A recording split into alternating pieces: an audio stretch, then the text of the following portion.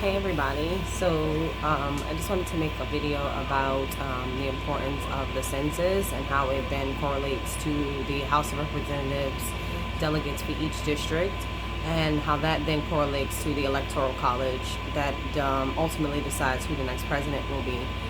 In 2016, we saw that Hillary Clinton won the popular vote over Donald Trump, but then Donald Trump still became president. Now, how does that happen, right? So there's a system in place that's known as the Electoral College. And basically, the Electoral College gives each state a certain amount of delegates based on the seats that they hold in the House of Representatives. So basically, that just keeps the checks and balances within the two branches of government, the legislative as well as the executive. So basically, the Electoral College is important in deciding the president because as we all go out and cast our votes, the popularity of the votes then states, okay, this amount of delegates will be distributed for this candidate for election or re-election. The House of Representatives also gain their seats and keep their seats based on the census that is distributed every 10 years. It's mailed to everyone's house. You see census workers coming to the homes. You see census workers going to the nursing homes. And basically, they're just trying to get basic information. How many people are in your household, whether or not you are Democratic or Republican. And that just basically tells the federal government that these amount of people live in these districts. Then, based on that information, they delegate the amount of seats that a state will hold in Congress.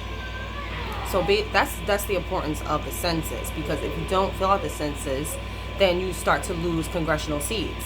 But also, with that being said, you'll then lose electoral votes in the Electoral College. So it's really all interconnected. And I think that we sometimes think, oh, well, we all voted and, you know, miracle, we're going to get the popular vote and win. But this country does not allow for just the popular vote of its citizens to then determine who the next president will be. It's the Electoral College.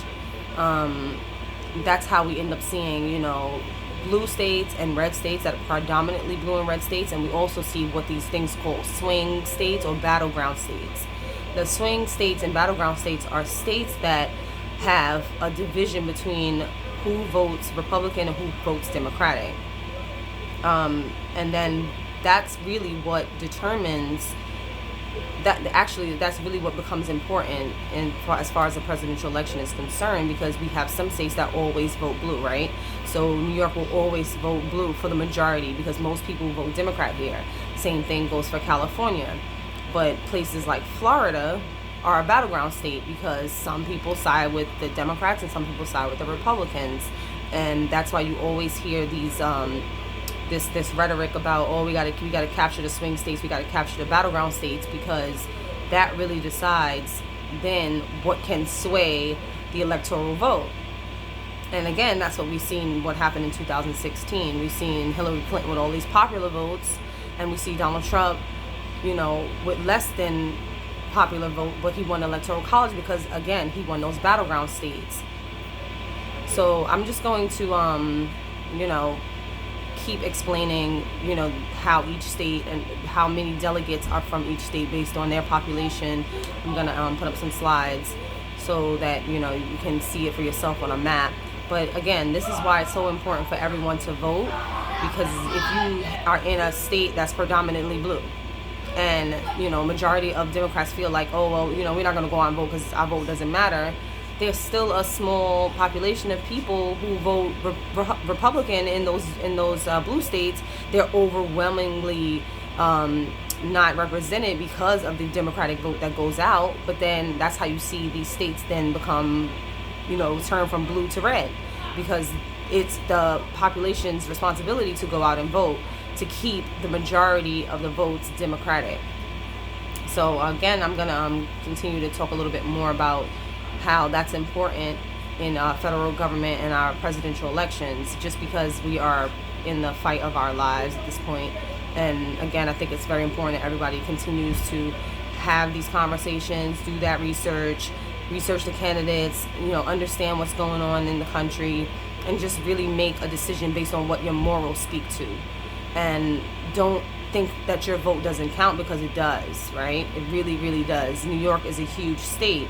We have as New Yorkers, we always think about New York City, whereas in fact we have upstate New York, Long Island, and predominantly those places they vote red, they vote Republican. And if we don't do our part in the city, then we will start to see our state slowly turn from blue to red. And we, really can't afford that, especially in this election when a lot is at stake. So again, I'm going to put up some slides, and I'm going to put up some information, some resources to the census, which is super, super important for everybody to fill out. I'm going to also put up some information about the Electoral College and how that makes a huge difference in how the president is decided. It's not about just going out and voting.